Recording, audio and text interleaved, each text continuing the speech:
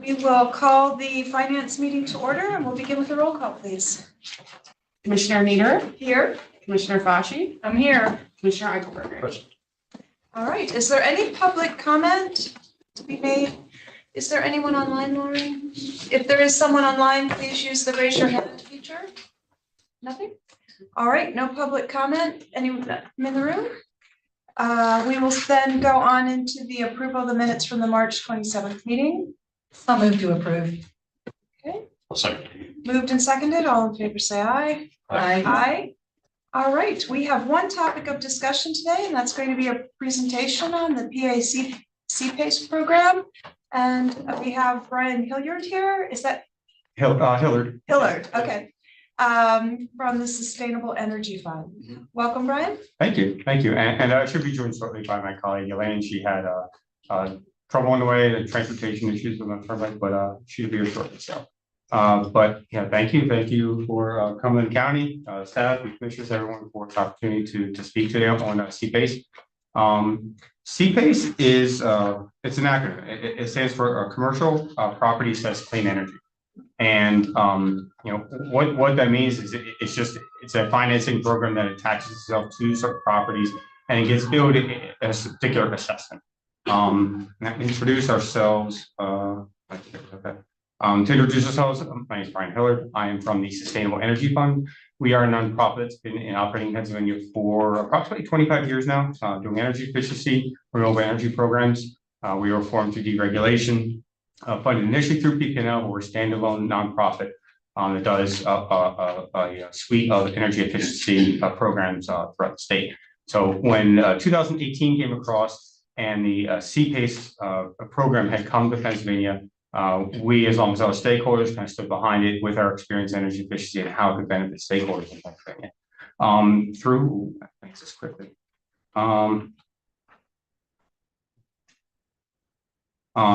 You know, part of those programs we do it well have other education programs too. We do special projects and so forth. So for the CPACE program, we offer to administer the program. We actually don't do any financing for it. It's private capital that finances it. We just administer the program. So what is CPACE? Commercial Property Access Clean Energy. And what it is, it's a financing tool that allows property owners to obtain financing for their projects at low cost, low rate, long-term financing for the energy efficiency, renewable energy, water conservation projects, even resilience and indoor air quality. So we see the rains out here today. If there are flooding issues or so forth, that kind of thing, CPACE can also be used for that in that manner.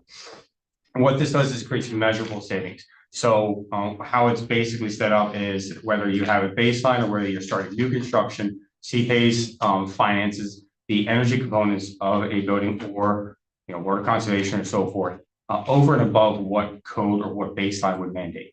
So, if you have a regular building, you have certain building code, certain energy efficiency codes you have to meet. What CPACE does is it goes over and above those standards, and the financing is attached to those portions that are financed. But what that does is the energy savings that creates measurable energy savings for those property owners.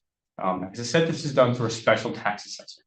Now, it's assessment. This is special for these kind of industry. It's separate from the reassessment that we all love to hear about in Pennsylvania. But the term assessment is tied to the CPACE itself. And what that does is it really just attaches itself to the deed, and come tax time, what we do is we send a reminder to the county. The county would send out a separate bill alongside the property taxes that are issued, and then they would make a payment for that portion to the county. The county passes that through to a paying agent. So really the county is just a pass-through for this, but because of the fact that CPACE attaches itself, the financing itself, to the building instead of the property owner. So when the building is sold, it gets transferred with the building, but the ownership is tied to, the financing is tied to the building itself. So then just so I make sure that I understand that, Brian, the payment, they're making all of their essential loan payments in one payment Essentially, through the county. so essentially, like let's say you'd have a new construction project, and usually these are bigger projects. I don't think we've seen a CPACE financing under 500,000 or so. Most of them are 1 to 5 million. Let's say you have a big project, $10 million project. They're going to do CPACE for their energy savings. that might be like a third of their project's costs. You know, they do upgrade windows and doors and lighting, HVAC systems and all that kind of stuff. They go very aggressive on it. I mean, they could probably finance up to a third of that through CPACE. So that CPACE would be that one portion there. They get a big check for, the property owner get a big check from the financing company for that amount. They'll use that to do all of their improvements. And then they would have, that one bill that we would send a reminder every year at this time of year, you're going to get billed for it. They would send in, when they receive that bill, they send in a check to the county. County passes it through. So it is one So payment then per we project. pay, the county would, as the conduit, would pay the private equity group that has put the financing in place, or is that? I mean, where it comes into I mean, play? where the county, the property owner would pay the county, and then the county would make payment to, we go through a paying agent. We right now let's go through Wilmington Trust, and that paying agent has instructions on where to deliver the funds to. So, Okay, so the payment technically, we would be collecting in one, that was my question, because it is financing, but it's financing that only requires one payment Mhm. annually. And then the payment that we remit, you all are the folks that could potentially be handling that on behalf of the county. yeah, so CPACE as a administer. So when applications come in, we look over the applications, pre-application and final application, make a determination. We will set forth instruction to the county. We would let them know what this project is, what it entails, whether it gets approval or not, and then even the county gets to check off an approval. So in our county, we have tax collectors that are responsible for different municipalities. Mhm. But in this one payment instance, is it been the your experience that is managed by the county, not individual tax collectors? Yes, from our Even though experience. the project could be in a different. Yeah, from our experience, it is better that it goes through one central person in the county. Simply because, sometimes explain that, how the program works and so forth to a multitude of different tax collectors that may not be their specialty. Plus, you're really not going to see, it's not the kind of thing you're going to see 10, 12 projects a year. Maybe you see 1 or 2 projects a year, usually bigger projects. So it's just easier to go through one central person. Okay, thank you. Ahead there, and we talked about some of the other rooms for the program, energy efficiency, HVAC, boilers, lighting, and whatnot.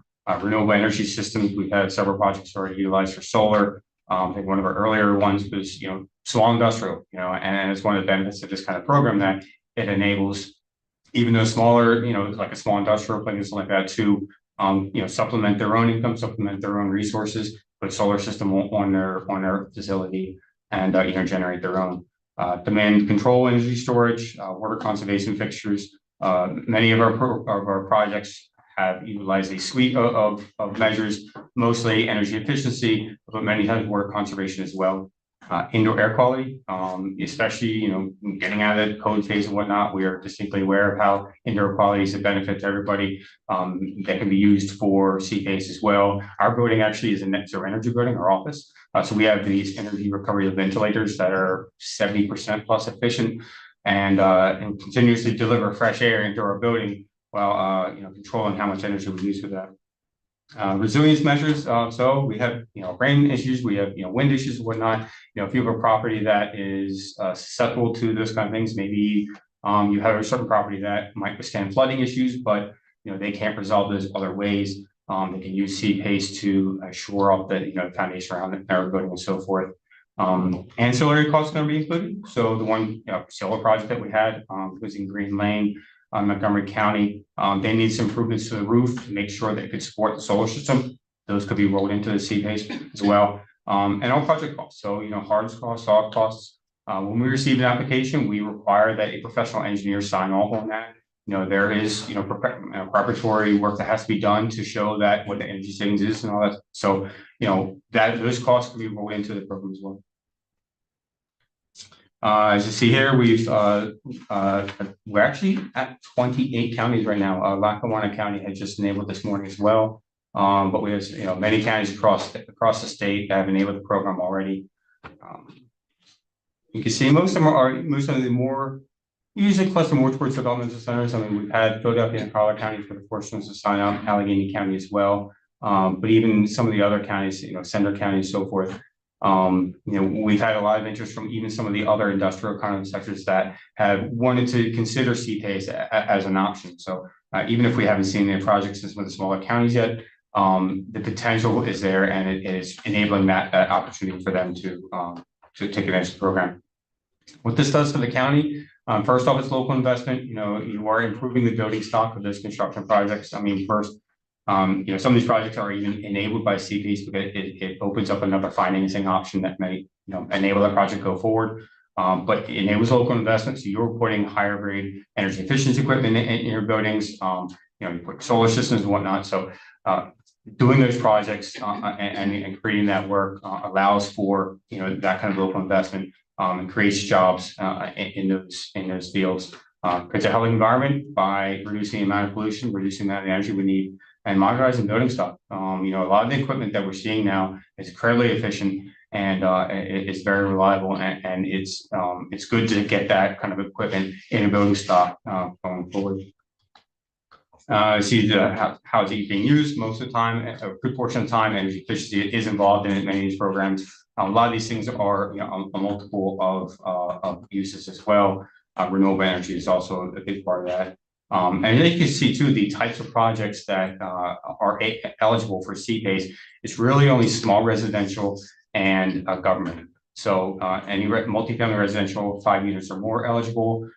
Commercial, office, industrial, retail, even nonprofits. So even if they don't have a tax bill for their property, the CPACE assessment would be on their deed, and then come every year they would just get a bill for that CPACE assessment. I think we touched on some of these already. Covers 100% of the eligible hard and soft costs. Terms up to 30 years, and that's one of the benefits that a lot of the project managers they really like, is that it's going to stretch those payments out. It's tied to the useful life of the equipment. So lighting might be good for 15 years, solar is good for 25 years, depending on the HVAC system, it could be 20 years, 25 years. But how it's usually weighted on an average. So many of these projects, they're putting HVAC, they're putting lighting, they're putting windows and doors. Maybe they're doing some stuff with the wall assembly. They stretch out, and it's many of these projects, I think on average, they're over 20 years. So whereas, to the traditional financing, you go to a bank, you might get 5 years, you might get 10 years, you're stretching out, $7 million of your project, over, 20 years has a cash advantage for those payments. Rates are generally low. From what I understand right now, they're still hovering around 7.5, maybe short of 8%. They're not as low as some other financing, but they are lower than some mezzanine financing, some other more expensive financing. So CPAs can find a little sweet spot, especially when maybe not all the financing options are available or as attractive. Brian, are those rates typically fixed, or are they floating rates? From what I understand, they're usually fixed. Usually fixed. And again, this is a program through private capital, through financing. So we have a website, PennsylvaniaCPACE.org, that has a wealth of resources, one of which is capital providers. And on that list, there is a list of the private capital providers that are registered through our program. I think there's about 37 of them or so. Each one of those has different rules, different, how they do their programs and so forth. So, when someone's applying, for this financing, they're going to look at, it's like we look at any other bank when we do a mortgage, they're going to look at the terms and what each one of those places is looking for. But yeah, many of them, they're going to have fixed rates. Many of them have may not even have a premium payment penalty. So there are still advantages for them to go through a CPACE financing, given some of those terms. And like I mentioned, this CPACE assessment is attached to the property itself. So if that property is sold, it will transfer with that property, which is another benefit for the owner. So have you seen, I guess you said this was 2018? It was enacted, first enacted in 2018, and expansion was 22. Okay. Hi. Hi. You joined us? I know you got delayed. Did you want to come up and join at the table, or? Sorry, I didn't. Oh, that's okay. And you are, I'm sorry. Elaine Ivasovic Lozada. Yeah, and she's and she joined us a couple years back. She previously with the Allegheny Economic Development, so she has a wealth of experience in both this kind of stuff as well as the government side of experience. Okay, so I was just going to pose a question to both of you.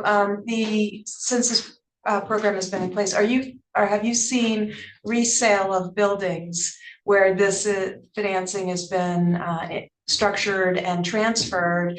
And is it generally considered to be an attribute in the sale of a building? I would think some of those rates might be quite low in today's environment. We haven't yet Okay. here in Pennsylvania that I am aware of. And especially not on my side of the state, many of the projects are still being constructed, Okay. right?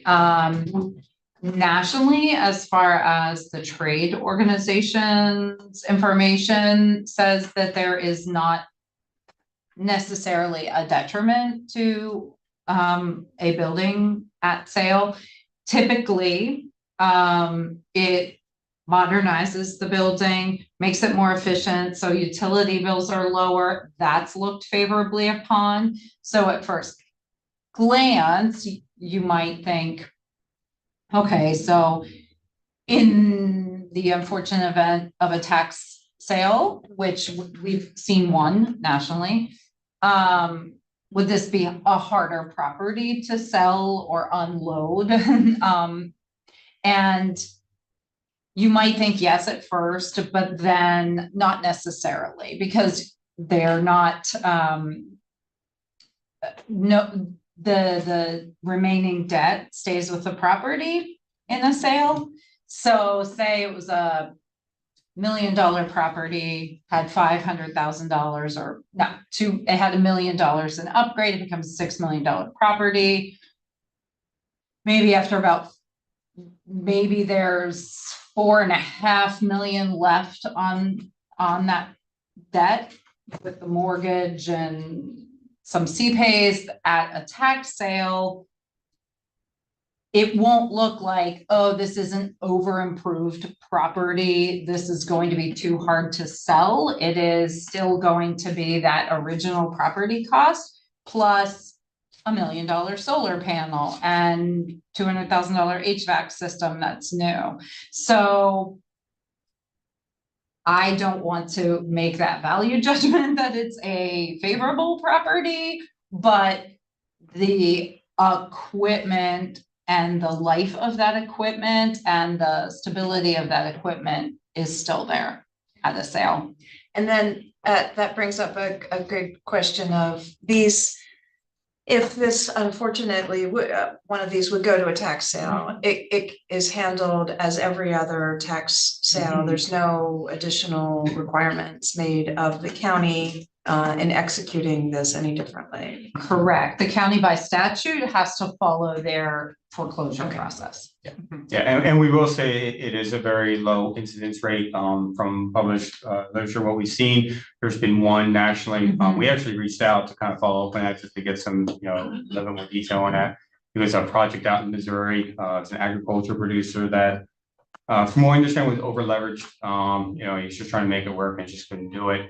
So I think there might be some other financial constraints there as well. But it pretty much just went to initially a tax sale. I believe the secondary lender that was in there ended up, I think it was called a receivership that was set up, and they pretty much just took it over.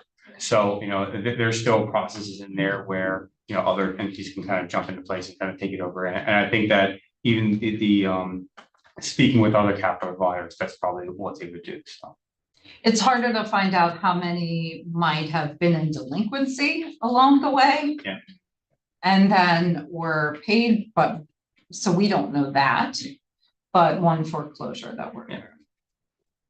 So, and this, I think we mentioned before, we talked about, the different kinds of debt that you might see on a big scale project. And, some of these, they might be, I think, our first project was a $3 million plus project, and we had another like $10 million project. So there's significant financing there.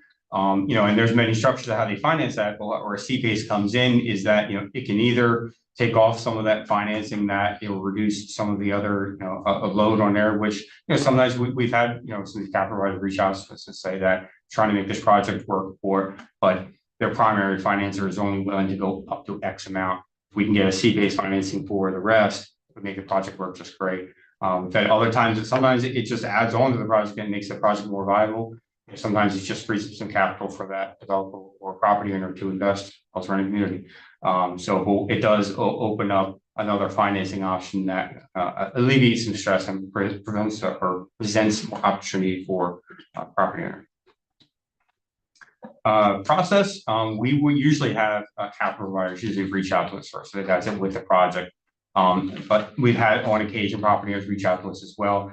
Once they identify a capital provider, they're going to submit a pre-application, and it's just really just a check. That we're just making sure there's no liens or judgments against them or anything like that. They're in legal standing and whatnot. Once that comes back clean from the county and other resources, we go and develop a final application. That final application will include the technical summary. So whatever they're doing, it's going to give us an opportunity to check to make sure that the energy savings is actually there. Equipment that they're using is okay. Once that get approved, we'll create a summary report. We'll submit that to the county. County can give its okay as well before we give them the final okay. So, and that can live anywhere in your county government that you want it to live. When I was with Allegheny County, I was in economic development, so I was the point person for the county, and then I worked with Treasury, the controller's office marginally, so through via Treasury, and the county manager. Yeah, and that's its heart. This program is about economic development. So a lot of times we'll see it in planning our economic development, whatnot. Sometimes it lives with the treasurer. Depends on the structure of the county, what's most comfortable with that. On the county side, how it works, we will send, and this is designated from the county. We're going to ask you what date would you like us to send out. Usually like 60 days prior that you'd like to send out bills. So we'll send you guys a reminder for the CPACE, just to make sure you guys are aware that on this date they should receive a bill for this property, this amount. The county will send out their bill to the property owner. Property will remit that payment to the county, and then the county sends that through to the paying agent. Role of the county, part of it is really just here, and I think the biggest leg of the work is really in the logistics and setting things up. Instead, adopting a resolution. There is a municipal notification requirement that is by statute. It's really just letting municipalities know, hey, this program we're considering this program for adoption in the county. Just so you know, there's no they don't have to approve or give the okay, anything like that. It's just a notification letter establishing program guidelines. So this program was enacted by the state. Every county can set up their own program as they wish. Us as a nonprofit working energy efficiency in the state, we recognize the value of the program. So part of it is just doing this, going out there and presenting the program and its benefits. But should you choose this as administrator, we have a suite of program essentials for this. We have the website set up, and we have the website even so. There's a state like there's Pennsylvania CPA's website that you can get wealth resources from. Then there's also the location map where it shows the state of Pennsylvania. You can see which county has those programs, and then you click on the county, opens up the county website. The county has their own CPA's website where they have the document portal there, with guidelines, resolution, and so forth. We also have a robust set of guidelines with about 70 some pages or so, really outlining how the program works. Cooperation agreement, should you choose administrators, is a cooperation agreement between us.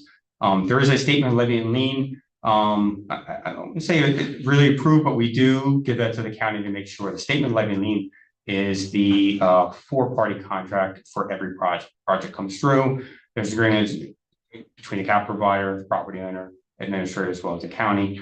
That's what that statement of levy and lien is. We try to keep that as consistent as possible, through every project as well as throughout the state. But capital providers sometimes like to, tweak those a little bit. But we like to keep it as consistent as possible. Making public project information available to the public for every project that we have. We will give a summary report. The county can, put that on the website or what have you. As well as the program administrator should choose us. There is no cost to the county aside from what resources, maybe the treasurer or assessor, whoever it is in that. Aside from those persons, that need to do that work, there's no other cost to the county or other responsibilities. So, as well as no credit exposure. So, as program administrator, we look for the opportunity to take on as much as we can. As far as advertising the program, getting the word out, doing stakeholder meetings and so forth, even engaging with whoever, banks, property owners, what have you. just to get the word out and make sure they know how the program works too. It's from program administrator. We have CPACE in a box that we call really just that suite of documents and everything like that. Just making sure that any project that comes through adheres to those guidelines that are established by the state, and it meets the energy requirements for the guidelines. And this is we just have a couple sample projects here. This is one of our earliest. This was an adaptive reuse. If you look at that picture, the structure on the right is actually an old firehouse that was not in operation, but it was still there. And the neighborhood, they still like the look of that building, so they adapted it into it's a hotel, and I think there's a cigar lounge restaurant in there. Beautiful project. I actually drove by the other day. It's a great little project in Conshohocken, and that they I think the CPA's amount was just short of 10 million. Pretty aggressive on building envelope, HVAC systems, and so forth. Annual savings of 350,000 kilowatt hours, $27,000 a year. And then one thing to note too, sometimes some people might pick it out, and you're saving $27,000 a year, but your financing chunk was like that much. CPACE covers the entire cost of this energy improvements budget. CPACE covers the entire cost of this energy improvements. So what it does is it benefits in that marginal. So that energy savings per year, that 350,000 kilowatt hours, that's the marginal savings over what they would have saved from code. But they're still paying for the energy equipment. It's just that improvement in energy equipment that allows the CPACE savings. So sometimes those numbers, if someone's paying attention, you're like, oh, that doesn't really seem to pay off. Well, no, it's paying for all the equipment. That equipment would have been paid for regardless. It's just that over and above allows to be in CPACE. Another one, Commodore. This is actually right down the street from us. Actually from where I live. This was in Easton. It's actually right on I want to say a cornerstone kind of property adjacent to it. It's right across from the Free Bridge. A lot of people see it as on their way over, and it was underdeveloped for a long time. A couple retail things on the basement, on the ground floor, but nothing else. And property developers said, you know what, I know we can make this a better one. And it's 7 stories. I think it's a cigar lounge on top, restaurant up top. It's retail space on the bottom. It's mixed use with residential as well as commercial office space mixed in between. It's a great property, and it's a great opportunity for redevelopment. I know the downtown Easton, they've been doing a lot of work in the past 10, 15 years or so to redevelop. And this is another of those properties that they're able to use CPACE financing to greatly improve that property. And now we have residential space, we have commercial space there. We have another restaurant there to attract for the downtown. It's right on the property, right across the bridge from Jersey. So we can pull in Jersey people over here to do one. And there's one more. Yes, it's Distillery in South Shore. This was out in Allegheny County. This was another adaptive reuse. Do you remember what this property was? Its first life was a distillery. Was it 120 years ago? And now it's another distillery. And what is it? Did it have office space in there too, or is it just? There will be office space. Yes, there will be a distillery, a tasting room, possibly a cigar bar. Yeah, and that was another. We just toured it. It was kind of cool. Yeah, it still wasn't walled in at the time. Yeah, but another one that they're projected to have considerable energy savings, improving the system, so it's making more energy efficient, making it more modern, and just that financing helped to go through. They can stretch out some of those payments out of 20 years. So. Yeah, and for some projects, 100% of the project cost, not just looking at this, we're looking at the CPACE cost is part of a larger project. And so the CPACE might be 25% of the project cost. So, but for say solar panels on a building, CPACE can finance 100% of that project, because that is all that's in the project is solar panels. And with that, all hard and soft costs can be wrapped into the financing. So in the case of solar panels, if the roof cannot support the solar panels and a roof upgrade or a new roof needs to be installed for the solar panels, that becomes part of the energy efficiency cost. So the roof and the solar panels can be financed with CPACE. I think we had another project as well where they wanted to be really aggressive on their wall assembly. And we actually keyed them in. We actually used it in our own gutting too. There's a product called Aero Barrier. And it's really just this kind of aerosol pressurized air sealer that they pressurize the building from the inside going out, and this air barrier kind of seals in all these little nooks and cracks and stuff like that. And they were able to wrap in the rest of the building assembly with it too. So I think they had close to a third of their project wrapped in this C-phase, which is pretty significant for them. Yeah. And we have a bunch of folks in the room as well that I don't know if you wanted to ask questions at this time, or I have a couple for Kirk Stoner as our director of planning. And I know you're familiar with this program, Kirk. What, have you had any municipal feedback? I wasn't aware we would have to, have them acknowledge that we're doing this, but. No, Okay. I think, for projects like this, as Brian said, like, we need to notify the municipalities. We don't need their approval on it. And I think projects like this, they would move forward with them, assuming the zoning everything's right, that the municipality would be a good tool for them to be aware of, but I'm not sure they have a huge role in it. Okay.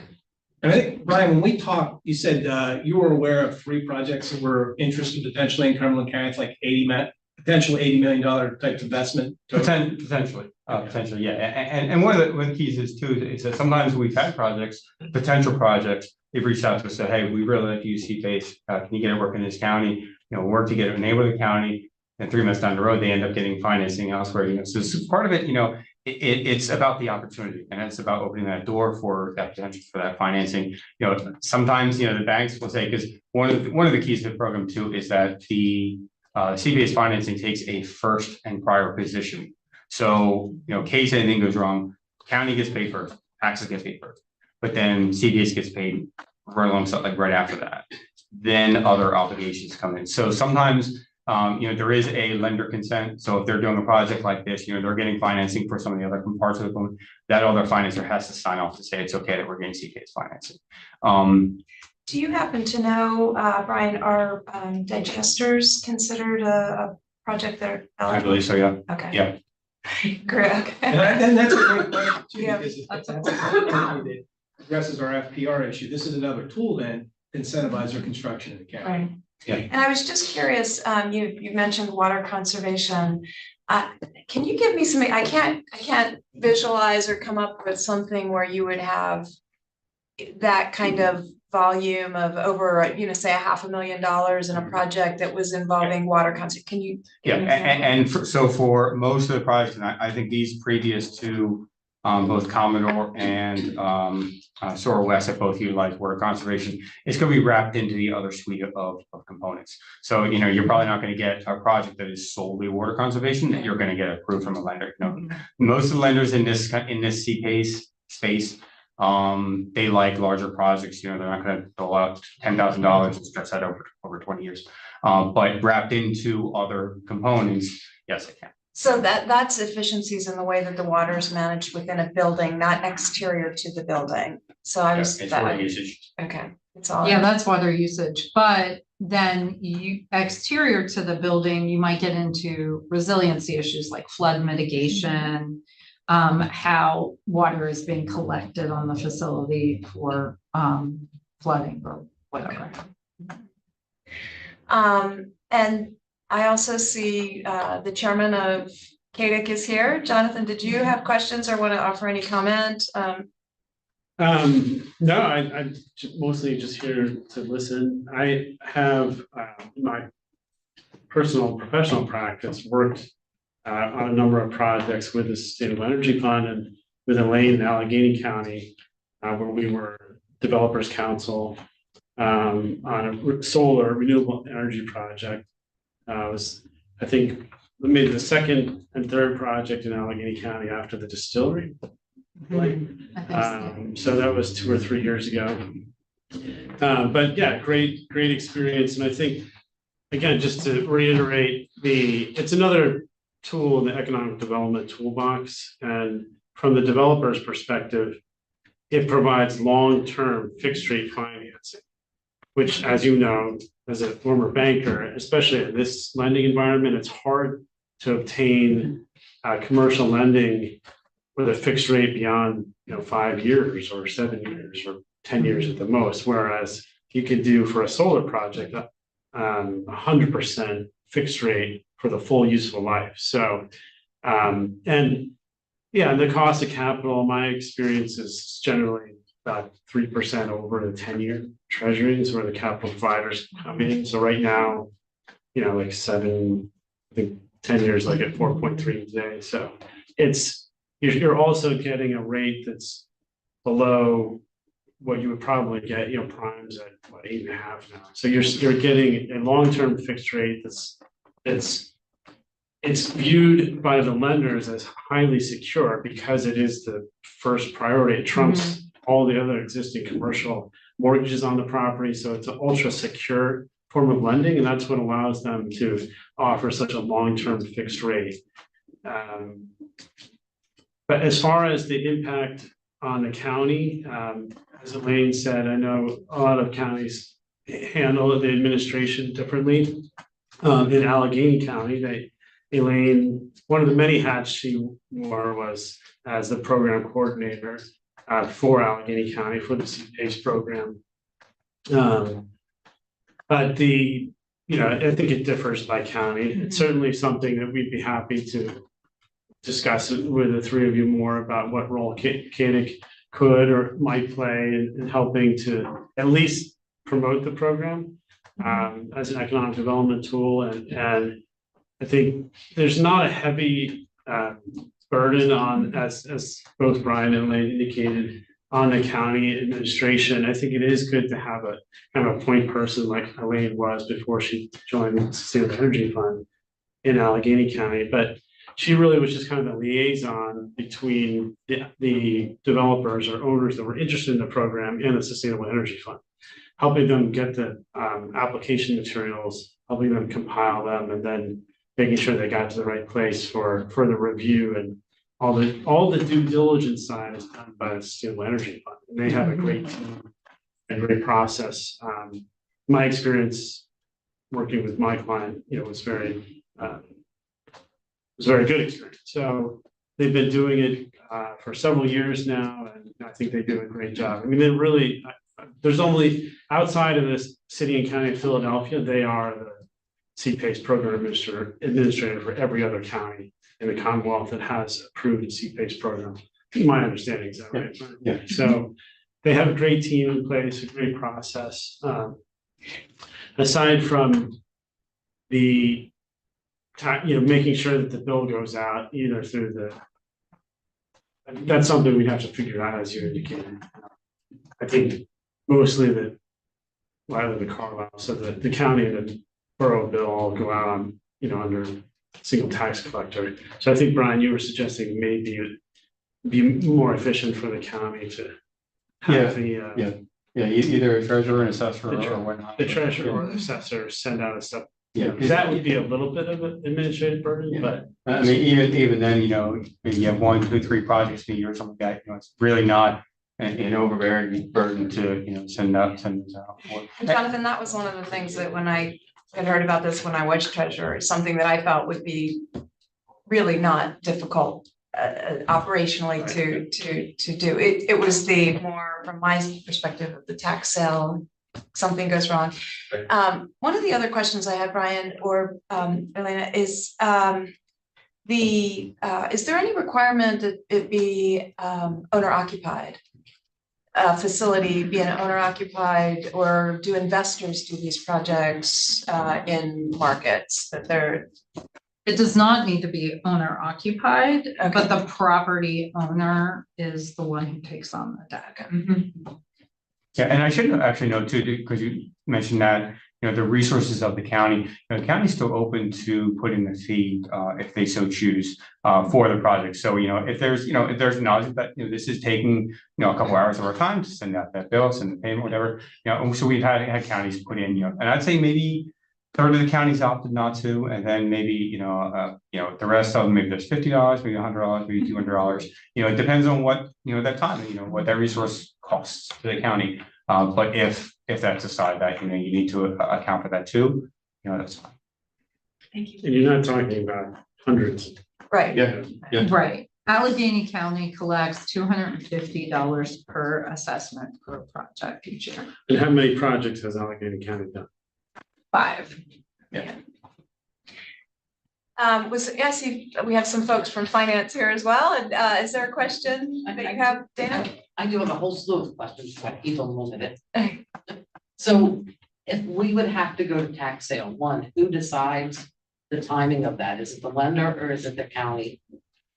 Well, the lender would come to us in the county and say, this has not been paid. And then some of that is, the rest of that answer is determined by what the county process is.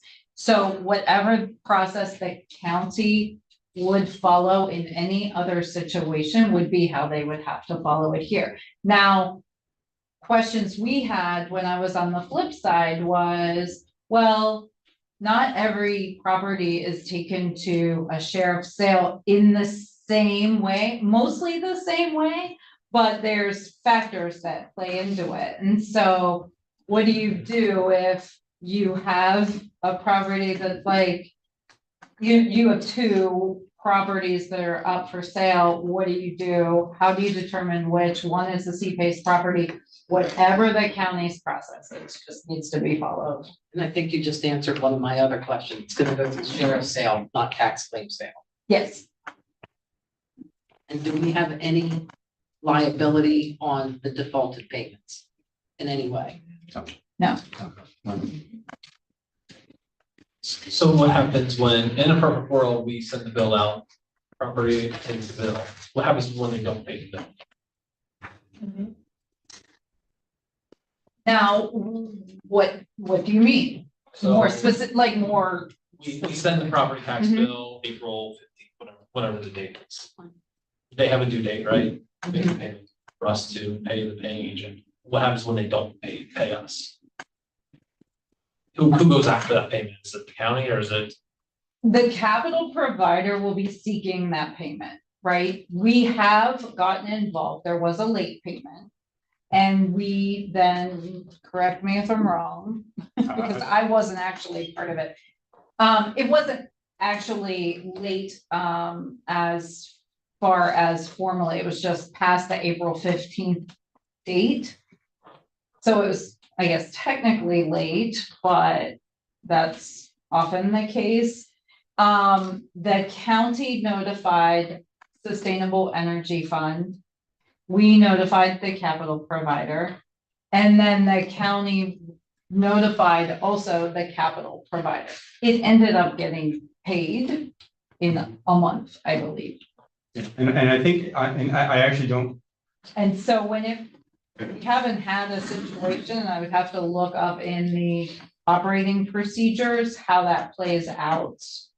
Because it's escaping me right now, like, 6 months later, who are the people, but there's a policy for that.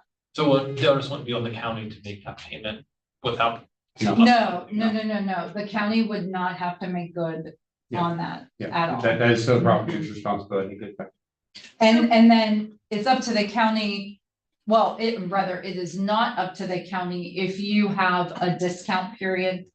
There is no discount period for CPACE. So does the county send out 2 separate bills for that one property? It's up to the county how they want to do that. It can be on the same bill, on the same literal bill and just a separate line item, or it can be a separate. I think from our experience, a lot of the other counties are just sending out a separate bill. They just make up a separate bill for that particular assessment to that particular property owner. And then depending on how the county wants to handle it, especially since you have other tax collectors, on behalf of the county might or might not want to set up a separate account that the funds flow through on their end. When I left Allegheny County, they were deciding how to handle that with the controller's office. And I believe they just, for simplicity, I believe they were setting up a separate account. It's all spelled out in the statement of levy and lien agreement. Yes, thank you. It's the county's a party to along with the Mhm. lender, and basically the county has to provide notice to the administrator Mhm. and And then, as Elaine said, the county has to pursue enforcement under municipal claims and liens laws that normally work. But within that, there is a lot of back and forth. I just have to look at the steps, the individual steps between like, what does the county want to do versus what we do and what the formal policy is for each of those steps. So it kind of sounds like we have, if this became our next step was to set something up, deciding who would be the agent of, right, sending out the bills, receiving the payments, managing that component is really what is the driving force behind, do you put it on your tax bill that you're already sending out? Do you create a separate tax bill? And so it sounds like that would be part of a future conversation as part of the kind of the pre-work, if you will, if the board so chose to go that route. And we have examples too, like other counties that do that format, that send out like it's just a separate bill. We have an example of that. We can actually send out to, just for an example that we've seen other counties do. Stacey, I think the levy question would be one that I think we would have to, I feel like the being the conduit would be very easy at a point person to do that. One function would not be all that difficult. But Jonathan, I think I would, my issue would be more on our responsibility is the levy and lien understanding that. So this is the equivalent, the county has first lien position on a property that uses this program. This third lien position defaults, what happens? Now, Say And that. I'm asking you, Jonathan, because you mentioned that agreement that I would like to see if that, if that exists in Yeah, terms they of have that as CPAs, part of I would need to their I would like to see toolbox. that. Oh, yeah. But county sits in first lien position, okay? Third lien position defaults. Then what happens? So if So like the mortgage. a junior. Yes, lender, yes, a junior lender. Why They not? would, as with any junior lender, in order to foreclose on a property, they'd have to pay off all the lien holders above them. Yeah. And whether that be, yes, any position below. It's a statutory first lien. That's the CPACE law creates a statutory lien. It- Says it primes Yes. all other liens. This sounds very clean in this meeting, but I think this has the potential to get sticky for the county. So I really think that we have to have a good conversation with the solicitor about what this really means. Well, and then as far as a mortgage holder, so when it comes time for them to give lender consent to subordinate their debt, sometimes deals will end there because they don't want to consent.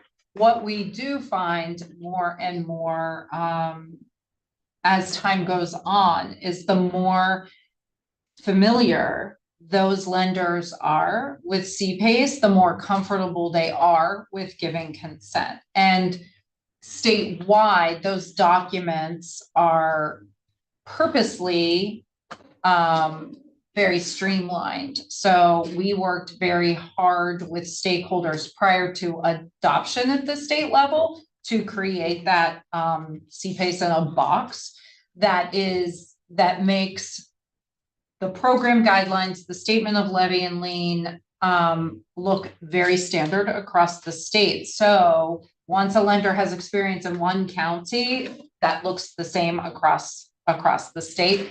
And they are seeing that ahead of time before consenting, so they can say, yes, we are, or we aren't going to be a party to this deal. And then maybe the deal ends and maybe it doesn't, maybe it moves forward. So let's say the transaction occurs. The property is sold with that CPACE lien, right? That CPACE lien, if I heard you properly, and I'm not convinced I did, stays with the property with the new owner. And how do you convince everyone that that's a great idea?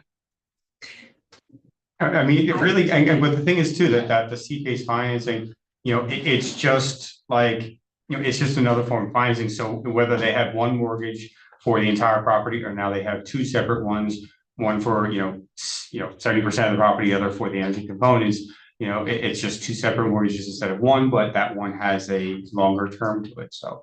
And then I think depending on rate environment, it could be very favorable. Like, so if you're able to get a balance of a loan at a sub-market rate for a long term, the term would still be in effect. You've just gotten a little like owner financing, component to your project that I think could be very favorable to making the project work. Okay. And then the other part of that is kind of the market and the buyer market for that property. It's not going to be a secret to anyone, right? And it would be like any upgrade. If you did a rehab of one of the buildings on Main Street with new systems anyway, those systems come at a cost with financing. It's just a matter of different kind, and a longer term. And then is that valuable to a buyer that it was 20% better than code and therefore comes at a different cost? So I think, Jean, the one thing to think too, if I understand correctly, the buyer doesn't have to assume that debt. It can be paid off as part of the sale transaction. It doesn't have to transfer with it. So, but it could, yeah. Do you have, so you gave us some great examples. Do you have hotels and warehouses using this? Hotels, yes, we haven't seen, I don't know if we've had any potential. A great thing for a hotel. We haven't seen any potential warehouse, Okay. and I think part of that comes with the, how the program is structured and it's structured around energy efficiency. I actually spent a good portion of my time working in warehouses, and I know that, a lot of there, I don't know, sometimes there's varying degrees of energy savings you can do in a warehouse sometimes, whereas hospitality offices, especially for lighting, a lot of times they throw in lighting right off the bat, the HVAC systems. We see many hospitality projects come to us and say, we'd love to see this. We have gotten calls and had extensive conversations with two, at least, hotels in Somerset County. Whether or not they went through, I don't know. They were, at one point, I wasn't sure how many there were because they were from capital providers and property owners. So kind of connecting the dots in those early conversations was a little bit difficult. Some of the impetus in the larger cities centers when CPACE was first passed came from hotels, and then COVID happened and everything stopped as far as any conversation with a hotel. We're starting to see that again. Yeah, I think Somerset, the one project was like a little bit too small for what they want to use the CPACE. I think the other one was a timing issue because they were trying to squeeze it in by spring. And then the approval process and everything else kind of stretched out and we missed their window. But they're still there. I just think that the timing isn't right. What we're seeing more of data centers. Okay. And I ignorantly just never even considered how much of an energy drain data centers are until you actually consider a data center, right? And so we're having more conversations about those. And then some commercial refrigeration sort of manufacturing facilities. Okay. So, I have another question, which is an odd bird. It's an oddball. It's going to be an oddball question. We don't have community solar legal in the Commonwealth of Pennsylvania at this point in time. If it were to be legal, I see this project as a great project for warehouses to reinforce the roofs and be able to put solar panels on them. And then there goes community solar. Let's say that there's something that happens like that everyone's like, woohoo, we're going to use this program. Are you guys ready? Could you handle that level of involvement, that level of interest in your program? Could you administer it? I mean, there are some challenges with that, but not from this end. And I am not one to speak to the finer points about the solar and in that respect. If larger scale solar is to be legally available, it might or might not be a candidate for CPACE. There'd be other financing, other funding coming from other Yeah, federal. federal you know, federal programs.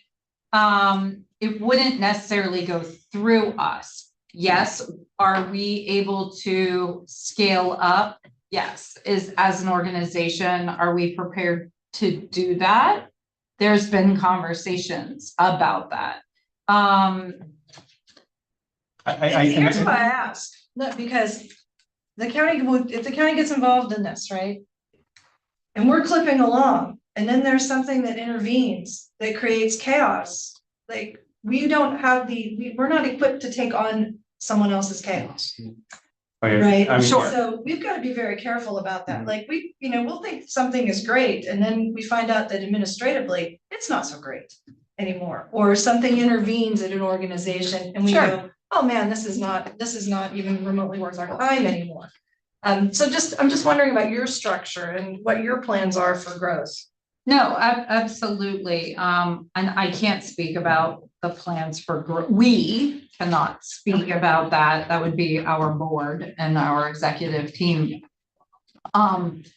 Similarly, we had that question when I was with the county, but it was a little different because the federal funding wasn't what it is today, and the landscape and appetite for, like you're saying, solar was not the same as it was today. But our questions were, okay, we're maxed out. What if this is wildly popular?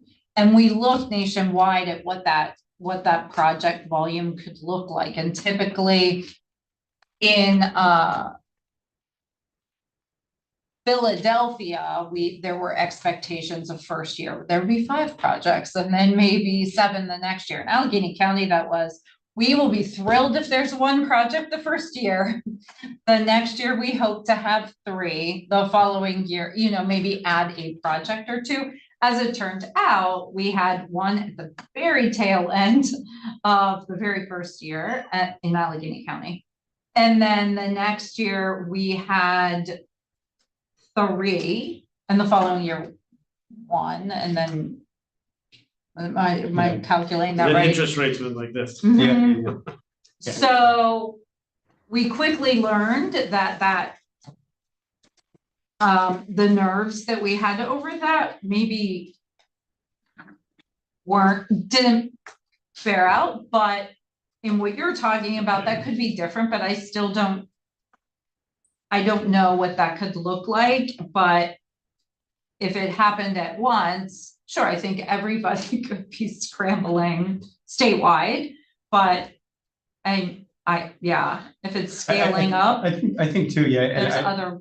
I think the folks that- community solar scale could be interesting too, because I don't know what scale that's going to be.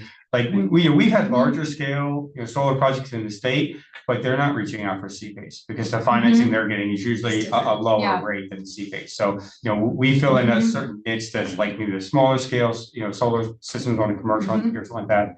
But yeah, to your comment, like community solar, we're really not sure what scale that's going to be. There's no cap on CPACE financing, so it's eligible for bigger projects. But we haven't seen ones like that. Do you have any projects in Los Angeles County? We only serve Pennsylvania. Oh, I'm sorry. Yeah. For some reason, I thought you served more than Pennsylvania. I'm And sorry. I was going to be excited. There's a we- project, and I asked because there's a project in Los Angeles County, and I don't, it's called CHIRP. And CHIRP is all about communities investing money in their own plants to make solar panels. And so, yeah, just like thinking, I'm just pondering things, but this is only. PA. Yes. Yeah, we administer part of the Maryland program, but that's really just some back end kind of I think like the financing check and so forth. Maryland still has their program. We're like a third party kind of contract with them. But we primarily for this, we only operate. Okay. Terry, did you have any questions that you wanted to ask? Kirk, any other? No, just a follow-up on Gene's question. Brian, so say we get into this, is it like a timeshare, we're in for life, or can we get out? I mean, you can opt out of the program too at times. I mean, obviously, we have obligations we'd have to stay up with, but Gene, to your point, if we do get in over, I'd say enough's enough, we can get out of it. And even to the volume question, another point to make is that the capital providers are really, like any other loan, are the ones working mostly with that property owner. We come in maybe when two different capital providers are talking, we're not really sure that we're talking about the same project. Sometimes we are, depending on what the property owner is willing to give up. So a lot of that work is done prior to our involvement. And then we get involved as the project's coming together. They've chosen a capital provider. They're going through the application process. So for us, that's not, that part of it isn't very onerous at all. And then less so for the county. And as much as you want to be involved directly or not. I think we have another question, Elizabeth. Yeah, I just had a quick question. Regarding like a landowner that might want to do a digester project, for example, if they're able to find grant funding for a portion of that project, is it complementary with what you're able to provide with the capital? Yes. Okay. Yes, it really does operate pretty much like private financing. So if there's any other, tax rebates, or if there's other kind of grants, what have you, complements everything. Yeah, and especially now, since there has been such an influx of funding, the rebates, there's no prepayment penalty, right? And so we get asked the question, okay, well, I'm also applying for this grant. Can I pay it off? A portion of it or all of it? Yes. So yeah, it can be part of a much more complex capital stack if you have the LERTA program and the property is receiving a LERTA, that can also be part of a project.